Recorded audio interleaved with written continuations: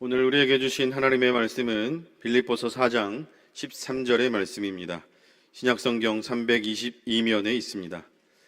빌립보서 4장 13절의 말씀을 제가 봉독해 드립니다. 내게 능력 주시는 자 안에서 내가 모든 것을 할 수 있느니라.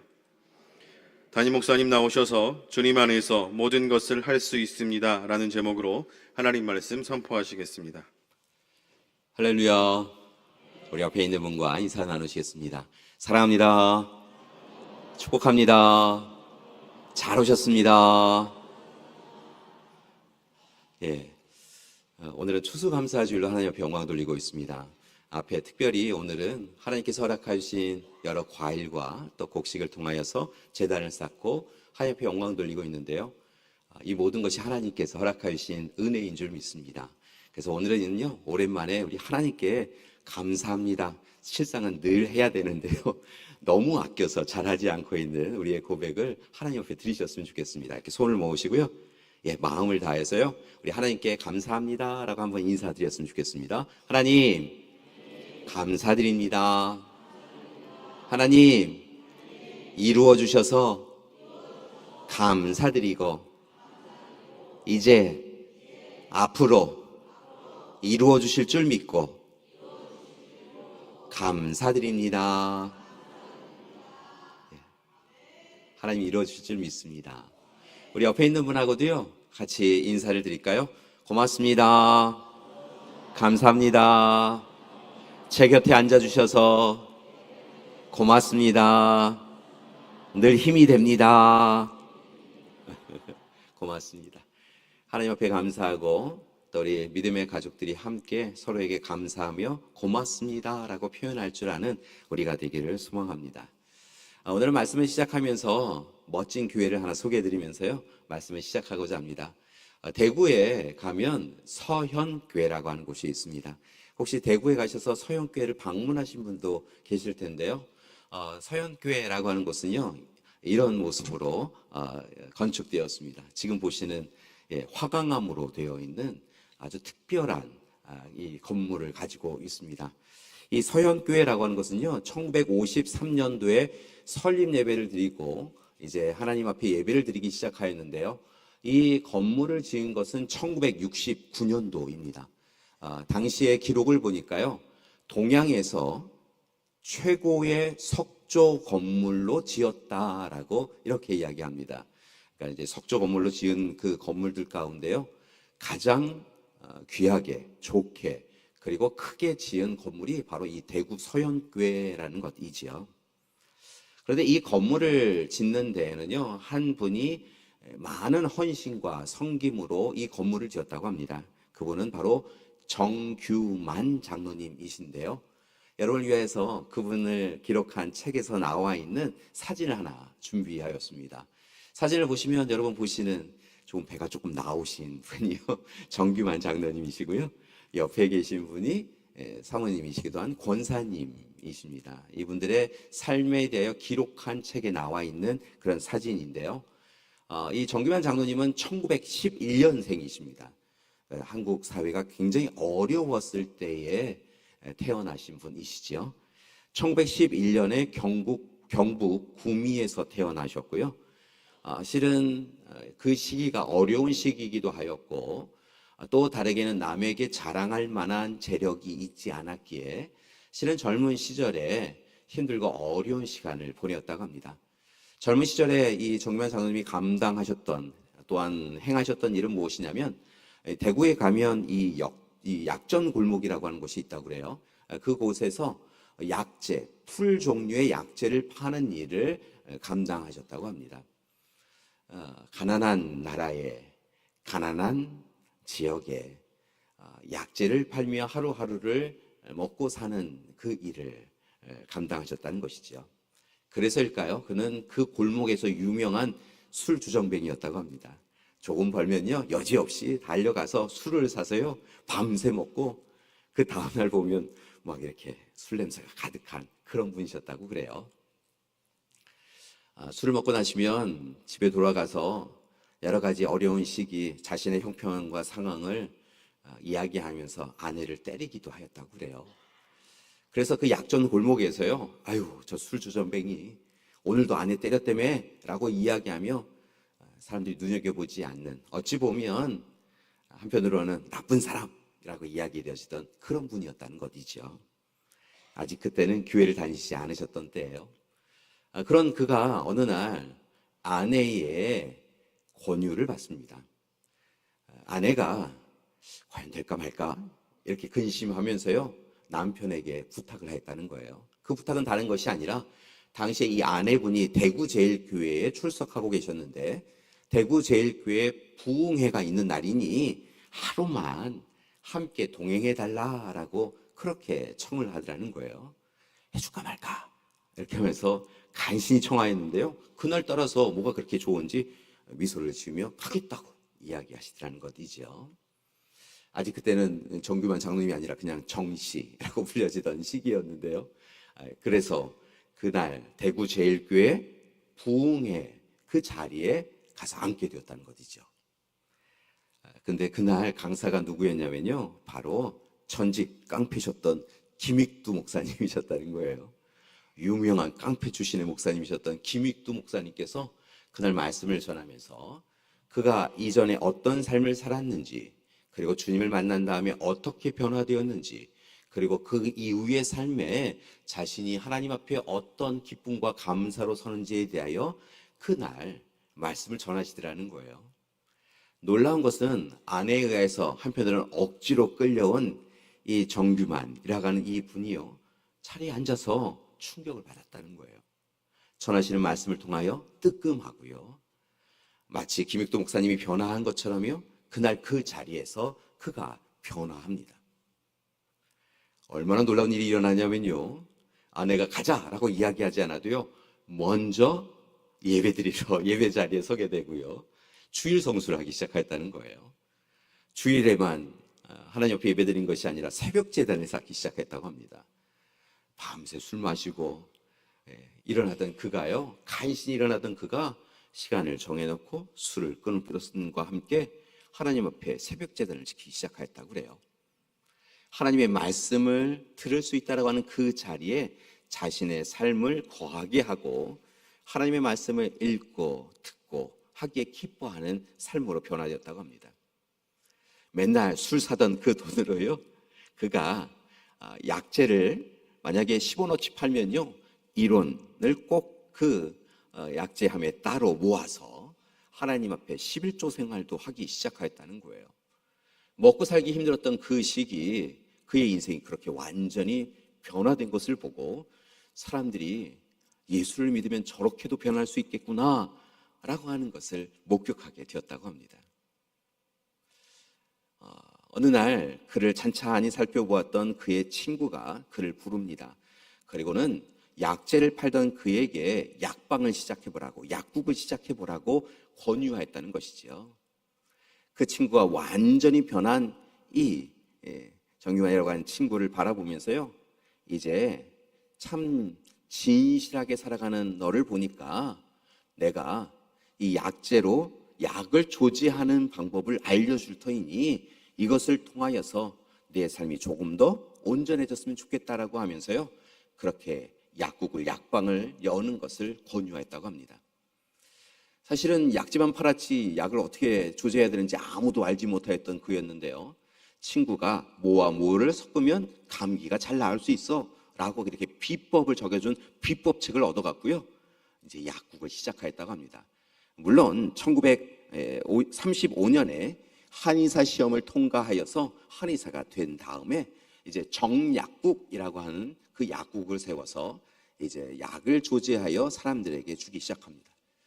놀라운 것은요, 친구가 적어준 그 조제 비법을 가지고 약을 지었는데요, 이 친구 집보다 더 약이 잘 들더라는 거예요. 대구에 있는 약방들이요, 도대체 이 사람이 지은 이 약에는 무슨 비법이 있는가라고 하면 많은 사람들이 찾아와서요, 그 비법을 좀 알려달라라고 이야기했다는 거예요. 그때 그 사람이 사실은 친구의 비법을 받아서 약을 짓던 그가 실은 저희 집에는 한 가지 재료를 더 넣습니다. 그걸 알려드리겠습니다 라고 하면서요, 비법을 전수해 주겠다고 많은 약재 또 약국을 하고 있는 사람들에게 이야기하더라는 거예요. 근데 그 사람이 뭐라 이야기했냐면요, 실은 저희 집에는 정성으로 여러분들처럼 약재를 준비하는 것 위에 한 가지 약재를 더 하는데 그것이 무엇이냐면 바로 기도라고 하는 약재입니다 라고 이야기했다는 거예요. 그러니까 이 약을 조제하려고 하면 그 사람을, 병자를 만나잖아요. 그럼 그를 만나서 찬찬히 살펴보고 그의 이야기를 들어주며 고개 끄덕여주고 그를 위하여서 약을 지으면서 그 사람을 생각하며 두 손 모아 기도함을 통하여 기도의 약재를 더 넣어서 그런지 우리 약방에, 우리 약국에 약이 잘 드나 봅니다 라고 전하였다는 거예요.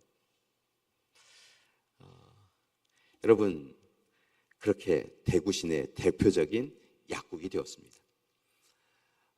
그 당시에는 한국전쟁 이후에 많은 사람들이 질병에 시달리던 시기였지요. 뭐 콜레라, 장티푸스를 비롯하여서 많은 질병이 전쟁 후에 사람들을, 특별히 가난한 사람들을 힘겹게 하던 시기였습니다. 그 시기를 보내며 이 정유반 장로님은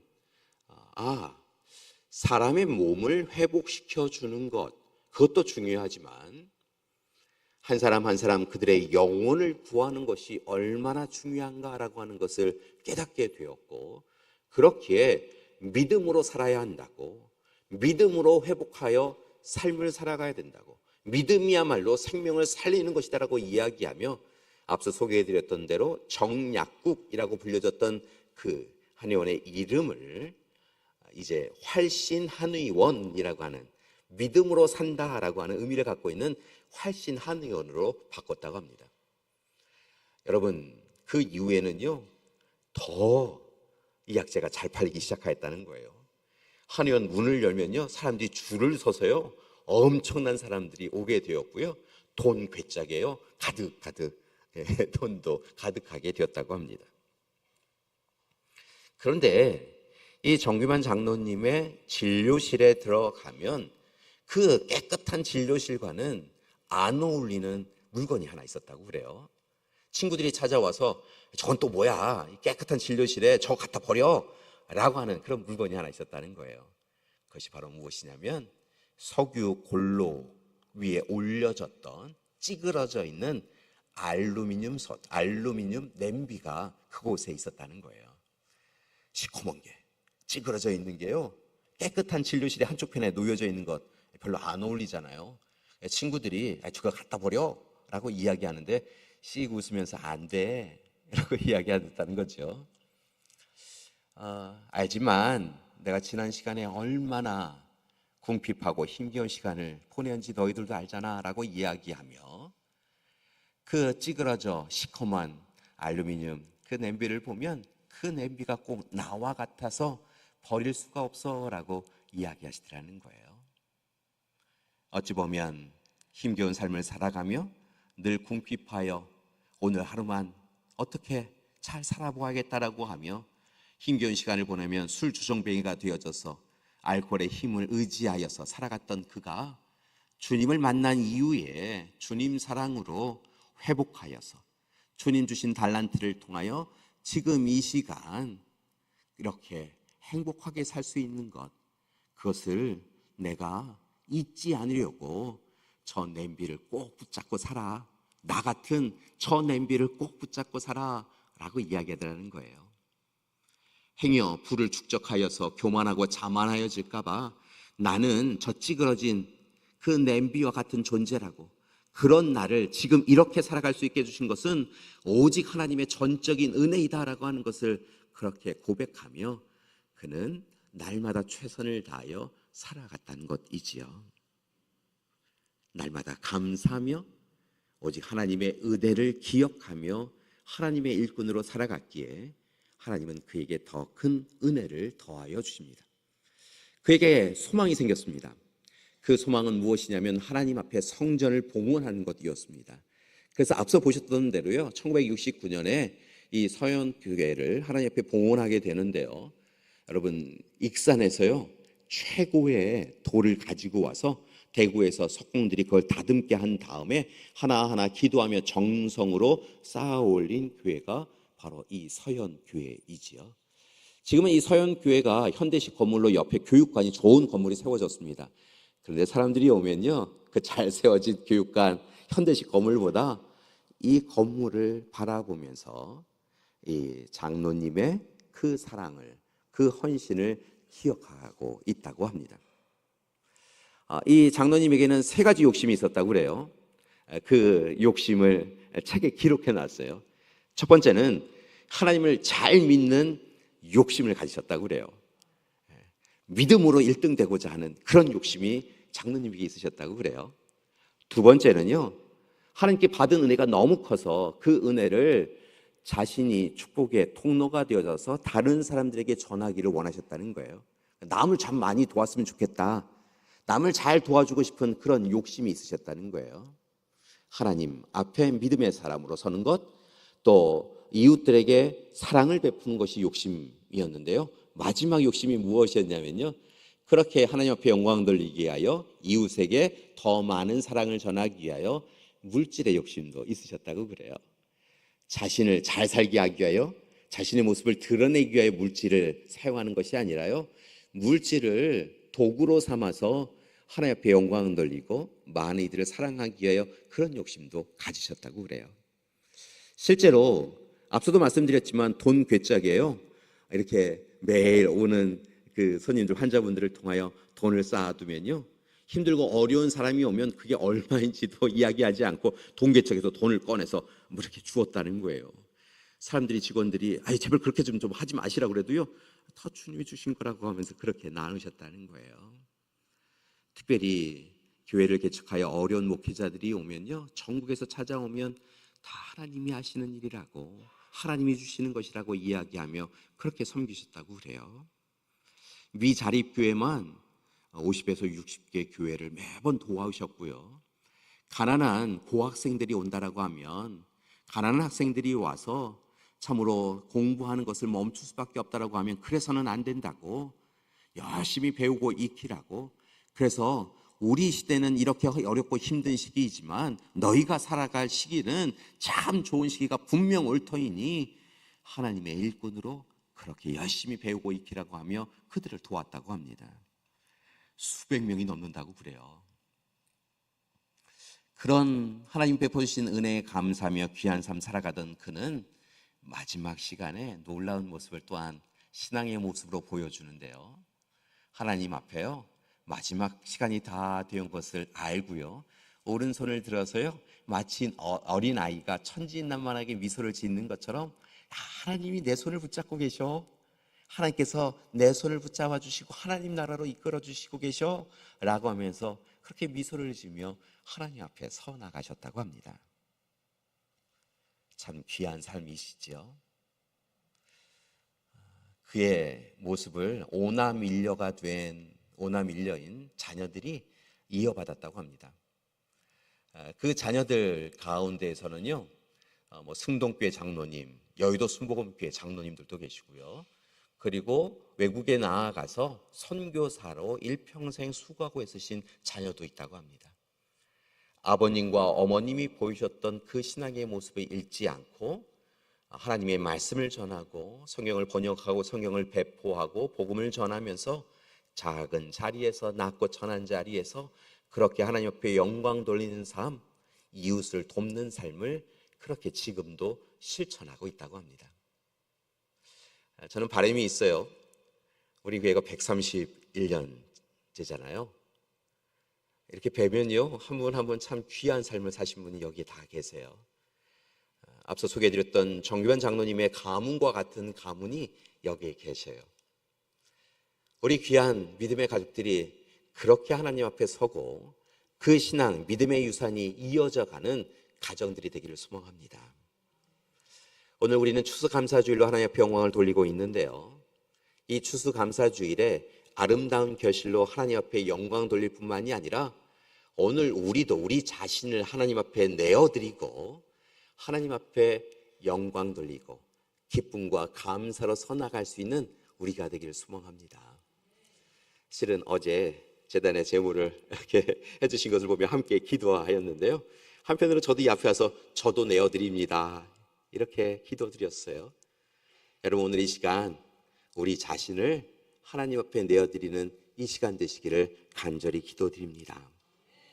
분명한 것은요, 이렇게 우리 자신을 내어드리며 하나님 앞에 설 때 하나님께서 우리를 연락하여 주시고 받아주시고 하늘의 은혜를 더하여 주실 줄 믿습니다. 분명한 것은 오늘 말씀의 주인공인 바울도 삶의 여건과 형편은 참으로 어렵고 힘들었지만 그와 함께 하시는 주님이신 것을 고백하며 주님께 자신을 내어드리고 기쁨과 감사로 선 것을 볼 수 있는데요, 오늘 말씀이 참으로 은혜가 됩니다.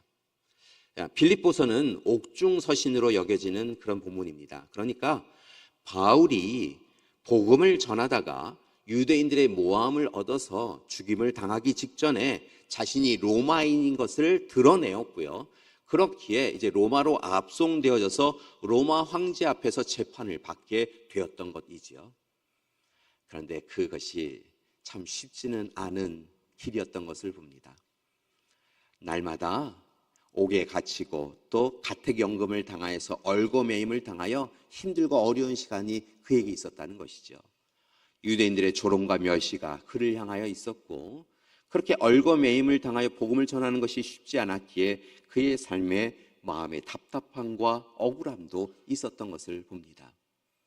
그런데도 불구하고요, 여러분, 오늘 이 시간 말씀을 찬찬히 읽다 보면 그렇게 얼거매임을 당하였음에도 불구하고 바울은 하나님을 향하여 미소를 지으며 감사의 찬양으로, 기쁨의 찬양으로 영광 돌렸다는 것이지요. 내 인생이 왜 이렇게 되었을까? 나도 한때 잘 나가던 때가 있었는데 내가 예수 그리스도의 복음을 전한다라고 하는 것이 무슨 이게 문제가 된다고, 나를 이렇게 얼거매? 나를 이렇게 할 수는 없어 라고 이야기하며 불평과 불만의 모습으로 하나님을 향해서도 원망의 이야기를 하지 않고요, 이 시간 지금 이 자리에 있는 것도 하나님의 은혜입니다 라고 고백하며 찬양을 드렸다는 것이죠. 어떻게 그럴 수 있을까요? 그에게는 하나님이 그의 삶의 중심에 계셨고 하나님이 베푸신 은혜를 잊지 않았기 때문인 줄 믿습니다. 그 스스로 그러잖아요. 자기는 죄인 중에 괴수였던 사람이라고, 자신에게 있었던 것은 아무것도 아닌 것들이라고, 배설물과 같이 그런 것들이었다고, 그런 자기 자신에게 찾아오셔서 주님께서 자신을 만나주셨고 자신의 자녀 삼아주셨고 일꾼 삼아주셔서 복음을 전하게 하시는 증인으로 삼아주셨다고, 이전에는 다른 것들이 자랑인 존재였지만 지금은 주님이 나의 주님 되어주셔서 나를 사랑해 주신 것, 그것이 자랑인 사람이라고 이야기하며 늘 어렵고 힘들어도, 참으로 옥에 갇혀도 하나님 그래서 저를 불러주시고 주님 사랑 깨닫게 해주시고 하나님 나라의 주인공으로 살게 해주신 것이 얼마나 큰 은혜인지요 라고 이야기하며 하나님 앞에 기쁨으로 찬양하고 감사하는 인생을 살아가게 되었던 것이지요. 여러분, 오늘 이 시간 그렇게 얼거매임을 당하여도 힘겨운 시간을 보내어도 하나님이 그의 하나님 되어주시고 주님이 그의 손을 붙잡고 계심을 확실히 보았기에 감사 찬양 드렸던 이 바울의 삶의 자리에 우리가 함께 거하기를 소망합니다. 사랑하는 여러분, 특별히 오늘 말씀의 앞부분에 해당되어지는 말씀을 보면 바울은 자족하는 인생을 살아가며 하나님이 베풀어 주신 것을 계수하며 감사하는 것을 봅니다. 하나님께서 이루어 주셨기에 감사할 뿐만이 아니라 오직 오늘 이 시간 아직 이루어 주시지 않았지만 이루어 주신다 약속하였기에 또한 감사하며 하나님 앞에 서 나갔다는 것이지요. 자신을 긍휼히 여기시고 불쌍히 여기시고 품어주시고 도닥여주시고, 그러고 두려움이 없었겠어요? 그 두려움 가운데서도 함께 하시는 그런 주님이 함께 하시기에 그는 찬양되었던 것을 볼 수 있는데요, 오늘 이 시간 그의 모습이 우리에게도 있기를 소망합니다. 그리고 오늘 이 시간 우리가 함께 읽은 성경 본문 말씀처럼 우리에게도 이와 같은 고백이 있기를 소망합니다. 오늘 13절의 말씀을 보니까요, 바울은 이렇게 고백합니다. 내게 능력 주시는 자 안에서 내가 모든 것을 할 수 있습니다 라고 고백하며 하나님 앞에 찬양하고 있다는 것이지요. 내게 능력 주시는 자가 누구일까요? 예수님이지요. 예수님 안에 거하기에, 예수님이 자기 자신 안에 거하기에 오늘 이 시간 나는 모든 것을 할 수 있음을 고백하며 하나님 앞에 감사 찬양드립니다 라고 그가 이야기하고 있다는 것입니다. 여러분, 내게 능력 주시는 자 안에서 내가 모든 것을 할 수 있습니다라는 고백이 저와 여러분의 고백이 되기를 소망합니다. 여러분, 때로 우리도 힘들고 어려운 때가 있습니다. 때로 눈물을 흘릴 때가 있지요. 그런데 오늘 말씀해 보니까요, 주님이 우리 안에, 우리가 주님 안에, 우리에게 사랑 베풀어 주시고 능력 베풀어 주시고 권세와 권능으로 붙잡아 주시는 그 주님이 우리 안에 계시고 우리가 주님 안에 거하면, 그리고 믿음으로 간구하면 하나님께서 응답해 주신다고 약속하여 주신 줄 믿습니다. 아무것도 바랄 수 없지만, 아무것도 기대할 수 없지만, 아니 오늘 이 시간에도 우리는 좌절하고 낙심하여 무너질 수밖에 없는 존재이지만, 분명한 것은 주님이 우리 안에 거하시면, 우리를 사랑하시는 주님이 우리 안에 거하시면 나머지는 주님께서 책임져 주실 줄 믿습니다. 오늘 이 시간 예배드리는 시간 여러분 한 분 한 분 얼굴을 뵙습니다. 지난 한 해 정말 많이 수고하고 있으셨습니다. 이 자리에 함께 예배드리고 계시는 분들 가운데서는 몸의 연약함으로 인하여 지난 한 해 참 힘들고 어려운 시간을 보내었던 분들이 계십니다. 몸의 연약함도 있지만 마음의 아픔 때문에 눈물을 흘리셨던 분들도 이곳에 계십니다. 실타래처럼 얽혀있는 문제를 하나 해결했더니 잘 해결했다고 하는 순간 뒤편으로 보이는 더 얽혀버린 실타래를 바라보며 낙심하였던 분들도 이곳에 계시지요.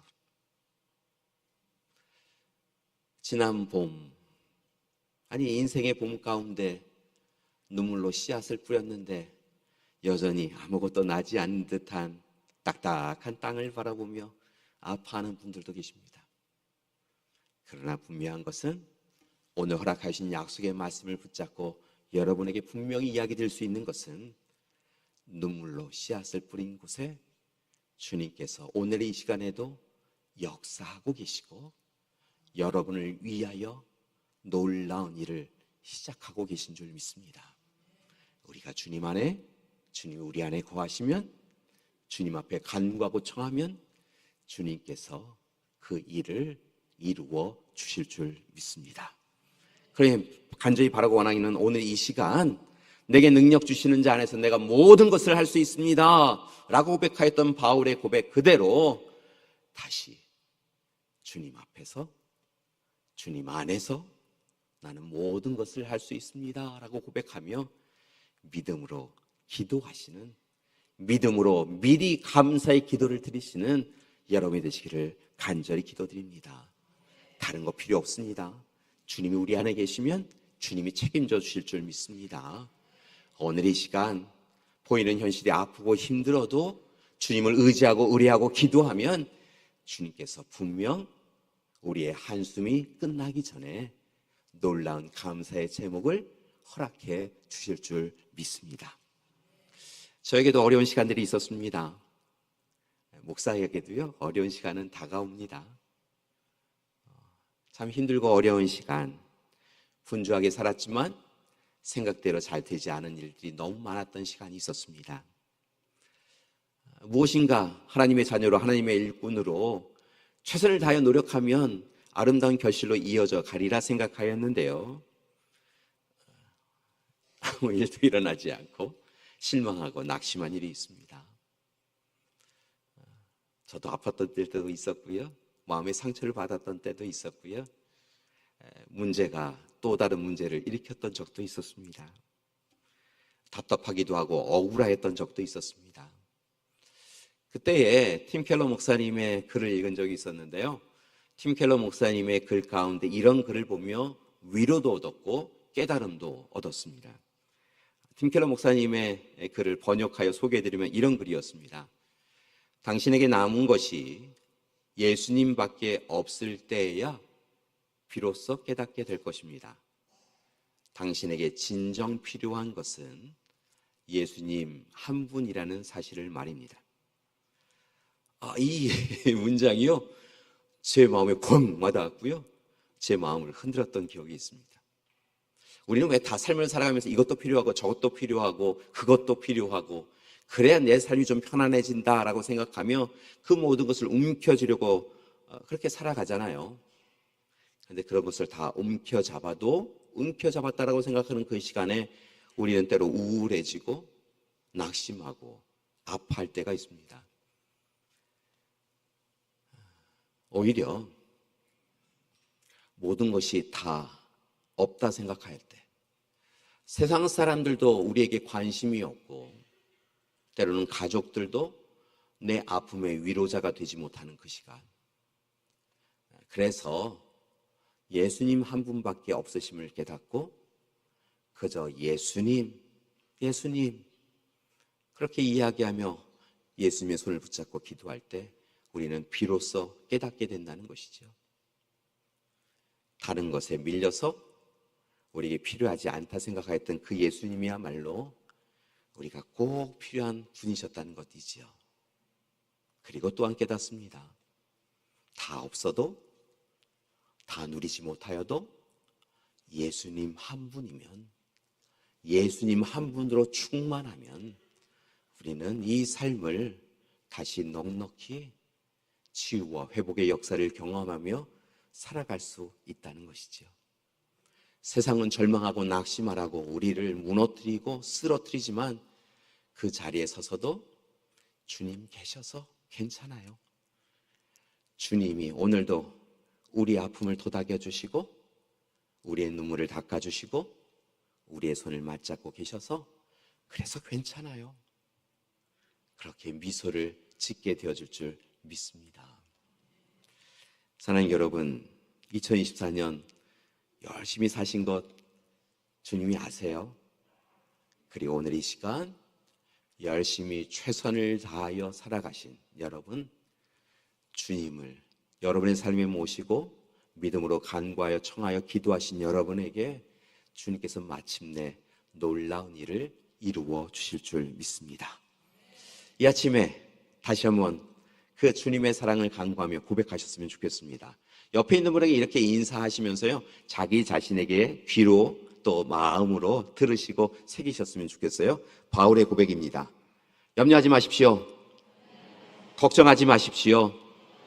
우리가 주님 안에 거하면, 주님으로 충만하면 주님께서 다 이루어 주실 것입니다. 주님께서 다 이루어 주실 줄 믿습니다. 우리가 주님 안에 거하는 거 그거 하나만 하시면 돼요. 주님이 우리 안에 거하시도록 우리의 삶의 자리만 비워드리세요. 그러면 주님께서 우리를 위하여 놀라운 일을 지금 이 시간에도 행하여 주실 줄 믿습니다. 에베네셀의 하나님, 임마누엘 하나님, 여호와 이레 하나님께서요, 여러분을 바라보시고요, 지금도 일하고 계세요. 그 놀라운 사랑의 은혜를 누리시는 우리 믿음의 가족들 되시기를 간절히 기도드립니다. 여러분은 모든 것을 할 수 있습니다. 여러분은요, 모든 것을 이길 수 있습니다. 여러분은요, 모든 것을 행하실 수 있습니다. 주님이 여러분과 함께하고 계시기 때문인 것이지요. 오늘 주님이 주시는 복, 진짜 복, 주님이 주시는 그 복을 간구하면서요, 우리의 삶의 고백을 하나님 앞에 드리실 수 있으셨으면 좋겠습니다. 오늘 이 시간 행복이라고 하는 찬양을 드릴 텐데요, 이런 가사가 있어요. 화려하지 않아도 정결하게 사는 삶, 가진 것이 적어도 감사하며 사는 삶, 내게 주신 작은 힘 나눠주며 사는 삶, 이것이 나의 삶의 행복이라고 하는 그런 가사가 있습니다. 우리는 행복이 크다 생각하였는데요, 깨닫는 것은 여러분, 주님이 우리와 함께 하시면 작은 것에서부터 작은 것도 행복인 것을 알게 해주시다는 것이지요. 오늘 우리는 행복한 사람인 것을요, 주님 앞에 고백하시는 시간이 되셨으면 좋겠습니다. 함께 찬양하시겠습니다.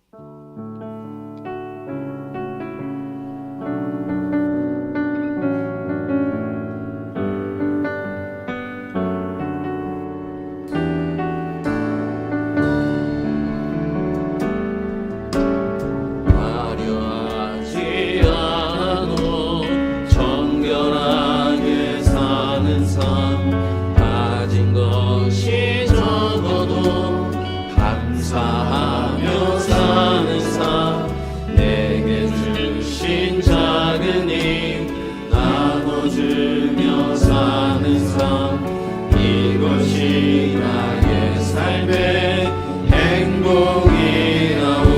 눈물 날 일 많지만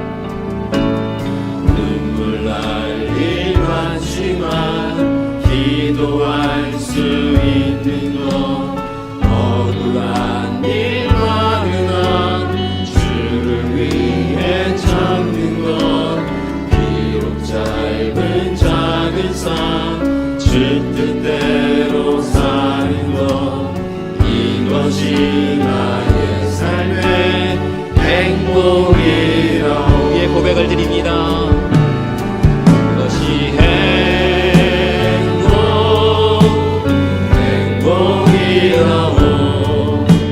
세상은 알 수 없는 하나님 선물, 이것이 행복이라오. 하나님의 자녀로 살아가는 것, 이것이 행복이라오. 이것이 행복. 다시 한번 찬양드립니다. 이것이 행복이라오. 세상은 알 수 없는 하나님 선물, 이것이 행복이라오. 하나님의 자녀로 살아가는 것, 이것이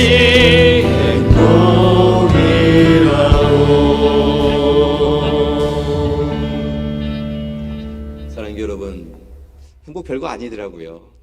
하나님의 자녀로 살아가는 것, 그것이 첫 번째 되는 행복이요, 가장 큰 행복인 줄 믿습니다.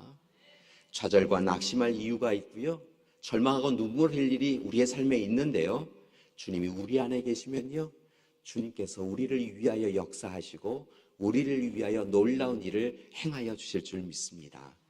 그러니까요, 세상 걱정, 근심 다 가지신 것처럼, 수고하고 무거운 짐은 혼자 다 진 것처럼 이렇게 살지 마시고요, 어렵고 힘들 때도요, 서로를 격려하고 지지하며 주님이 우리와 함께 하신다고, 힘내라고, 잘 될 거라고, 그렇게 서로를 축복하며 사시는 우리가 되었으면 좋겠습니다. 우리 마지막으로 옆에 있는 분 바라보시고요, 자, 먼저는 제 표정을 보세요. 옆에 있는 분을 바라보시면서요, 잘 될 거예요.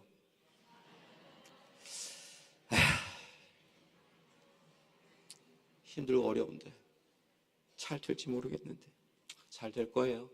이렇게 하지 마시고요, 이미 주님께서 우리를 위하여 일하고 계심을 여러분 고백하시면서요, 내 안에 아픔 도닥이시고 오늘 내 질병 치유하고 계시는 주님께서 나와 함께하고 계심을, 힘들고 어려운 문제를 문제 아닌 것처럼 곧바로 해결해 주실 그 주님의 사랑을 우리가 마음에 품고요, 옆에 있는 분 바라보시면서 제 표정처럼 인사해 주셨으면 좋겠어요. 잘 될 거예요. 옆에 있는 분이 아직 잘 모르시나 봐요. 더 미소를 지으시면서요, 잘 될 거예요. 우리 잘 될 거예요. 어떻게 잘 돼요? 주님이 일해 주시니까. 옆에 있는 분에게 다시 한번 알려주세요. 주님이 우리를 위해 일하고 계세요. 잘 될 거예요. 그렇게 인사하셨으면 좋겠어요. 세상에서 지치고 고난 우리 자녀들이 때로 부모님 집 찾아올 때가 있지요. 그럴 때 힘들지, 나도 힘들어, 이렇게 하지 마시고요, 우리 자녀 애쓰고 수고한다, 주님께서 너와 함께 하시고 주님께서 너를 통하여 놀라운 일을 이루어 주실 거야, 엄마 아빠가 기도하고 있어 라고 이야기하시며 우리 자녀들 잘 될 거라고, 잘 될 거라고 그렇게 기도도 해주셨으면 좋겠습니다. 우리 함께 기도하시겠습니다. 사랑해 주님, 감사드립니다. 절망과 낙심의 자리에 있을 수밖에 없었던 정규만 장로님, 또 우리 바울, 귀한 이들에게 찾아가서 그들의 주님 되어주시고 그들의 절망과 낙심을 넉넉히 이길 기쁨과 감사의 제목을 허락해 주심을 감사드립니다. 이제 우리에게도 바울과 같은 고백이 있게 하여 주시옵소서. 주님 안에 거하는 이들, 주님을 우리의 삶에 모셔드린 이들, 그들 가운데 모든 것을 할 수 있음을 고백하며 주님 사랑 기대하며 기도하며 아직 이루어지지 않은 일일지라도 미리 감사하며 하나님 앞에 서 나가는 우리 되게 하여 주시옵소서. 우리 믿음의 가족들 지난 한 해 함께 해주셨음을 감사드립니다. 연약한 몸 회복시켜 주시고 상처난 마음 위로하여 주시옵시며 문제를 해결하여 주시옵소서. 예수님의 이름으로 기도드립니다. 아멘.